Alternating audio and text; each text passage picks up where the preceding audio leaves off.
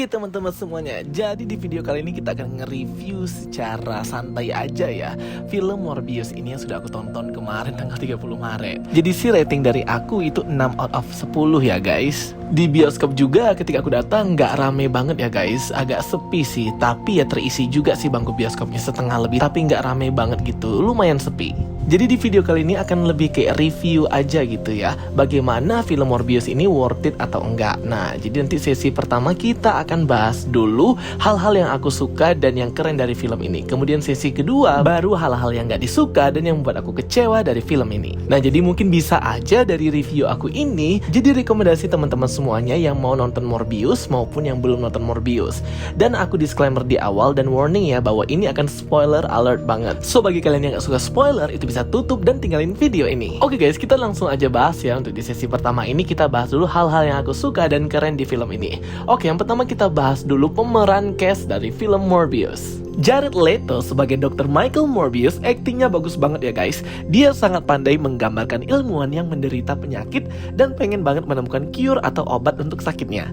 Acting skillnya nggak usah diragukan lagi. Jadi kita jangan banget ngebully aktornya ya, karena Jared Leto ini keren guys, acting sudah keren banget. Kemudian cast lainnya seperti pacarnya Morbius, Dr. Martin Bancroft yang jadi love interestnya Morbius, memang sih bagus performance-nya, tapi kurang dapat aja ya feel cinta antara Morbius dan si Dr. Martin Bancroft. Dan yang berperan sebagai Milo, Matt Smith yang jadi villain di film ini, aktingnya juga nggak kalah keren.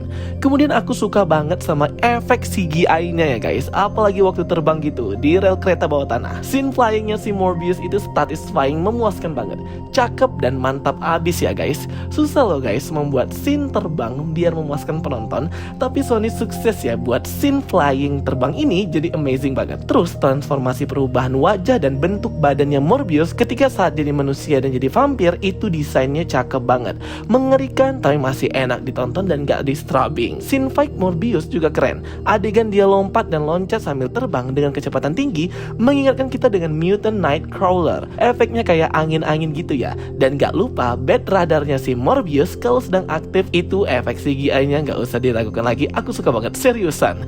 Dan juga ketika dia mencakar habis semua orang-orang dengan kukunya yang tajam ya. Berikutnya yang aku suka dari film ini adalah tone-nya yang dark dan gak terlalu cerah, 11-12 kayak Venom ya. Musiknya juga sangat mendukung untuk mendramatisir setiap scene dan adegan di film Morbius.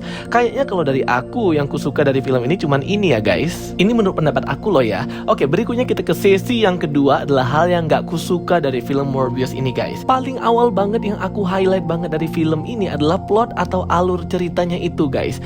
Jadi ceritanya sendiri ini gak tahu ya, aku ketika nonton itu antara dibilang bagus enggak juga, dibilang enggak juga bagus. Jadi dia ini kayak biasa aja, betul-betul biasa aja gitu plot ceritanya ya. Padahal ini film potensial banget sih. Aku ngerasa ketika nontonnya itu plot dan alur ceritanya itu kayak nggak rapi, ceritanya gampang ketebak, simple dan lumayan biasa. Kemudian motivasinya Morbius ini kayak masih kurang kuat gitu ya. Jadi penjahat kah, jadi orang baik kah? Dan keputusan Sony untuk ngebuat Milo jadi villain menurut aku agak lumayan aneh ya, kayak ya nggak cocok aja gitu. Jalan ceritanya yang mainstream membuat aku di awal-awal lumayan bosan ya nonton filmnya, karena bingung dengan ceritanya yang gak rapi dan gak langsung to the point. Dan juga kita yang nonton itu kayak ngerasa ada beberapa scene yang kayak gak terjaring gitu ya, tidak terkoneksi satu sama lain, kayak ada di cut dan ada diganti shotnya gitu loh. Karena kita memang tahu Sony ini untuk film Morbius ada beberapa shot yang diganti dan ada scene-scene yang di trailer itu gak dimasukin oleh mereka di film ini. Nah jadi hal inilah yang membuat kita pas nonton itu agak sedikit gak nyaman ya. Dan dari semua yang membuat kecewa itu ya ada beberapa scene yang di trailer yang memang gak ada di filmnya ya guys. Jadi kayak nipu gitu, kayak ngeprank ya si Sony ya. Kayak misal mural artnya Spider-Man, dan juga ada beberapa adegan-adegan yang gak ada di film aslinya. Itu mungkin karena mereka nge-cut dan ngebuat reshot adegan baru biar dia itu connect sama Spider-Man No Way Home Even Multiverse kemarin. Makanya itu pas kita nonton ya kerasa banget ya Sony kayak maksa banget hal tersebut di film Morbius. Apalagi post credit scene-nya yang menurut aku kurang jelas banget dan agak dipaksain banget biar dia sejalan dengan event Spider-Man No Way Home yang perpindahan para villain ke semesta-semesta lainnya gitu ya.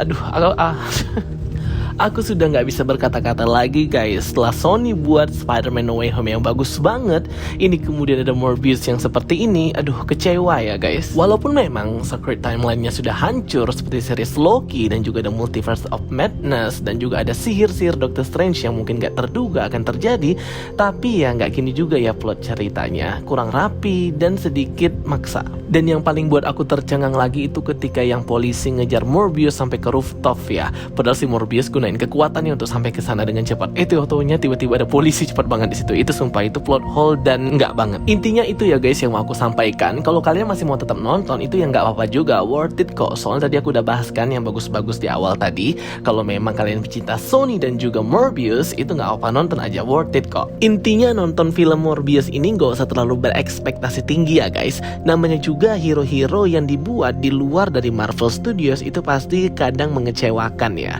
Tapi daripada dengan Venom, aku lebih suka Venom sih daripada si Morbius ini ya. Jujur sih, itu jujur dari aku. Tapi nggak tahu yang lainnya itu seperti apa tentang film ini. Oke guys, itu dia ya review dan rekap jujur dari aku. Kalau lebih detailnya nanti ada beberapa video yang sudah aku buat dan sudah aku pin di kolom komentar. Kalian bisa nonton ya guys. Seperti penjelasan post credit scene, penjelasan ending, explain dan sebagainya. Oke teman-teman semuanya, thank you for watching my videos. Don't forget to like and subscribe ya guys. Kita ketemu lagi di video-video aku berikutnya. Sampai jumpa semuanya. Bye bye. See you next time.